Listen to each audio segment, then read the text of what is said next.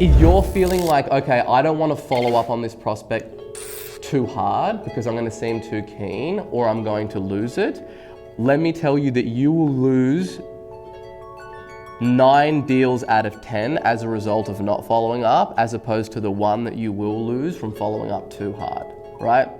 You want those people complimenting you and saying like, wow, you're incredible. I wish my sales guys were like you. Like, you just never ever stop following up, you keep calling me, and it's not something that I want to leave to chance. The other thing that you guys need to do is when somebody says that they're shopping around, you need to pretend like you are the only player on the field and forget that they even told you that they're shopping around, and you still follow up this same follow-up program. You're the only player on the field. So when you call them, you don't ask them how they've gone with other agencies or other options. You just pretend like you're the only one out there following them up to get this done. Because that just means that you're just so confident in what you're going that it doesn't even matter.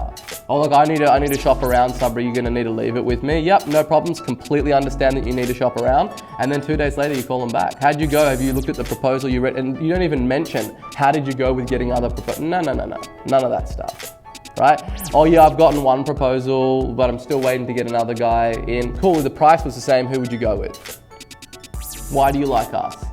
And just pretend like they're not even in the game, these other guys, unless they specifically bring them up and they're asking you questions about that. You just want to just basically follow them up like crazy, man, and cover them up like crazy. The way that I've always approached it is when I get that opportunity, once I pitch that person, like I've always told you guys, you will never, ever get that prospect as hot as at the end of that first strategy session.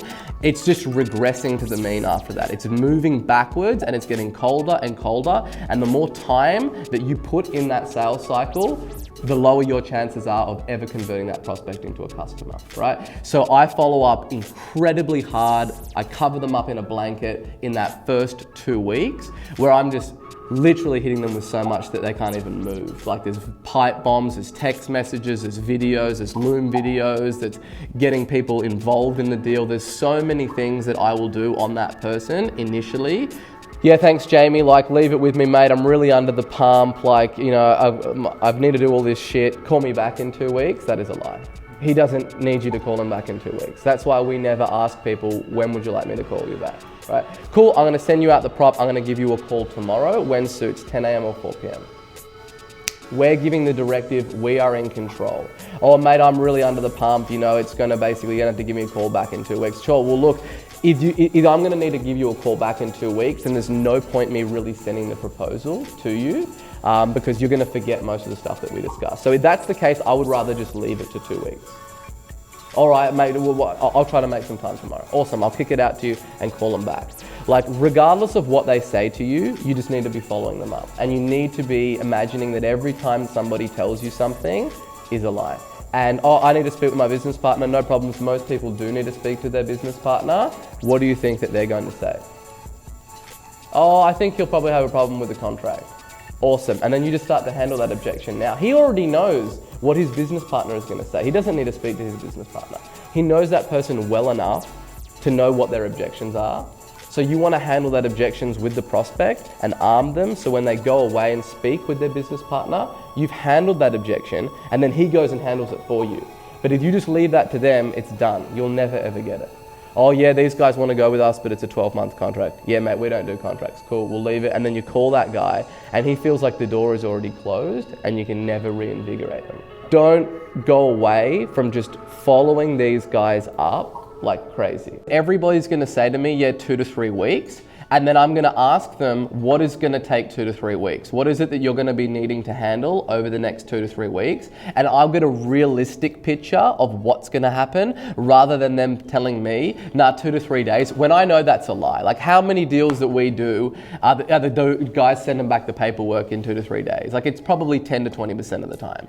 80% of the time, they're not, right? And it's the follow-up game begins. That's when the sale really begins, is after they've got the prop. That's when we start following up, right? And that's when we start getting after them. And we know that 60 to 70% of people are gonna ghost us, whether it's a $5 decision or a $500,000 decision, people don't wanna make decisions, right? So that's where the follow-up game begins.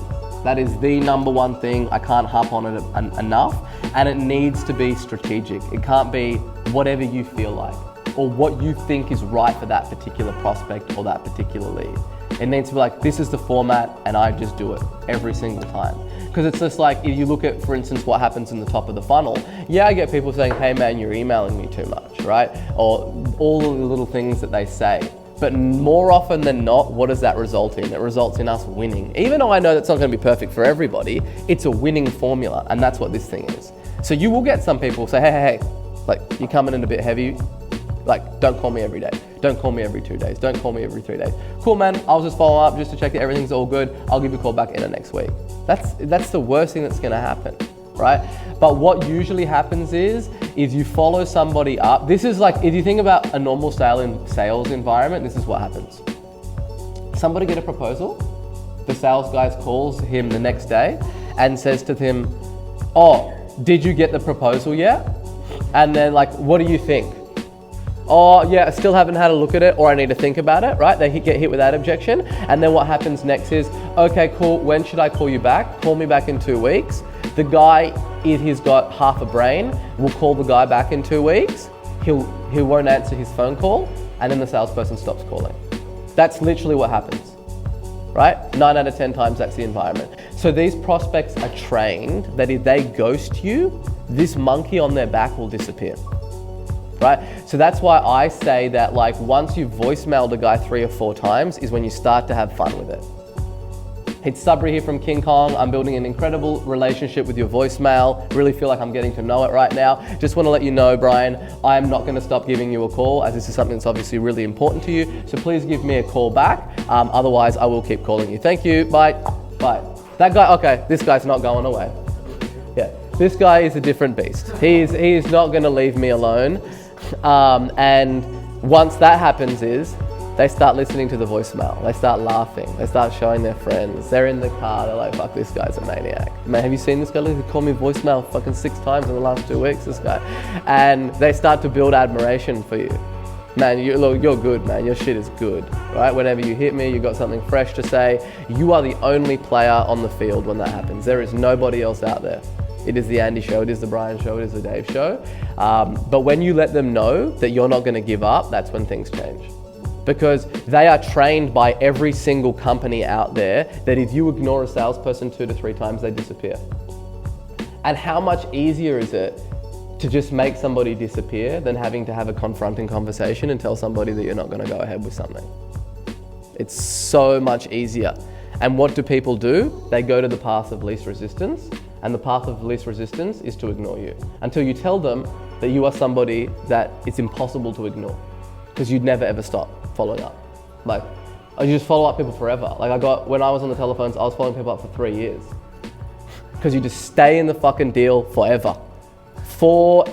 And that's the part about building out that pipeline. If you've got someone that you sent out a prop to and they're qualified and they own a legitimate business and they're turning over 500,000 or $1 million or 2 million or 5 million, why would you ever give up on that prospect if they agreed to getting a proposal just because they've stopped picking up your telephone calls?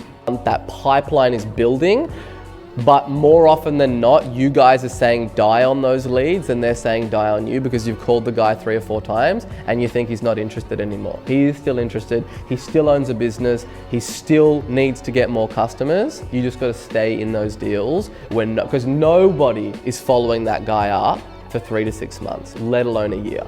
Nobody. Every single salesperson lose steam and they try to go for the lowest lying fruit. No one will ever say, Sabri, this has been fantastic. I'm looking to make a decision in the next 2 days. Please call me back, right? No one will ever say that to me. Everyone will always say, yeah, it's gonna be 2 to 3 weeks or not this quarter or not this financial year or I need to speak to the Father Christmas or whoever it is, right? So I want the opportunity to handle that objection. Otherwise, what people, either I say it at the start of the call, everyone will always lie to me and say, yeah, look, this is something that we're looking to get sorted. I'll go through the pitch, I'll get to the end, then I'll kick them out the prop. 70% of the time, they're gonna ghost me and they haven't told me the truth that this isn't something that they're looking to get handled right now. I want the opportunity to handle that objection at the end of that first call because I'm never ever gonna get the guy as hot as that ever again. And if he tells me 2 to 3 weeks when he is at the peak of heat, then I know that in all reality, like if I'm gonna get on the call with him and not find that out, on that second call, he's cooled off and he's just gonna say, leave it with me, leave it with me, leave it with me, right? I just pretend like it's a one call close. So it's whatever works for different people, but what I'm trying to do is get that person to a situation where I'm finding the honest truth. If someone tells you that they need to think about it, what they're really saying is that there's an objection in my head that I'm not telling you, right? And I don't trust you enough to tell you this objection right now, because they already know whether or not they're gonna go ahead with it. So whether you do it at the start of call or you do it at the end of the call, it doesn't change a lot, because still where the majority of the deals are going to be being done is on that follow-up. You are in the biggest position of power before you send that person a proposal. That is the pinnacle of your power, is in that time. As soon as you send out the prop, the dynamic changes. You have given me what I need to make a decision now, and I'll just do as I please. I've got this proposal in my back pocket. I'll pick up your calls if I want to pick them up. I'll say I'm going to go ahead when I want to give up. I will do what I want to do now. But all the things, all the objections that I've got in here, you need to use all of these to your utensils. Right? You need to have all of this weaponry in the holster ready to roll, and asking people at all levels. And when you expect it and you know it, when it happens, it's just like the judo roll. You know it's coming, you just roll into it. Okay, this is an objection. I'm not gonna freak out here and think I'm losing the deal. I'm just gonna go through the process. Good job. Hey guys, if you enjoyed this video, make sure that you click the like button and subscribe. We're dropping a video on YouTube every other day. And if you've got any questions about any of the content that I covered in this video, just basically leave a comment with hashtag #HeySabri in the comment section. And every week we're also trying to go through all those questions and get them answered. So go ahead, click subscribe, and we'll see you in the next video.